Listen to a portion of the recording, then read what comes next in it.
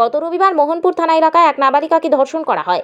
এই ঘটনায় পুলিশ ইতিমধ্যেই শুভ মজুমদারকে গ্রেপ্তার করে। সেই ঘটনার প্রতিবাদে সিপিআইএম মহিলা সমিতির তরফ থেকে মোহনপুর থানায় বিক্ষোভ।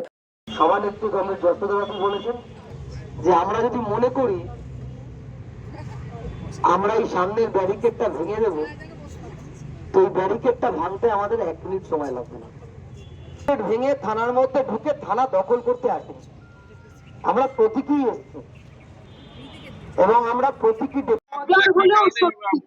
আমরা মোহনপুর থানা এটা বলতে এসেছিলাম যে অপরাধীকে ছেড়ে দেওয়ার মতন করে যেন চার্জশিট না বানানো হয়, কারণ তৃণমূল কর্মী এই ঘটনার সঙ্গে যুক্ত সবাই জেনে গেছে এবং গ্রেপ্তার হয়েছে। এরপর দেখা যাবে চার্জশিটটা দেওয়া হবে এমন যাতে অপরাধী ছাড়া পেয়ে যায়, যাতে নির্যাতিতা মেয়েটা এবং তার পরিবার যাতে বিচার পায়, এটা বলবার জন্য এসেছিলাম এবং থানা যাতে উপযুক্ত ভূমিকা গ্রহণ করে।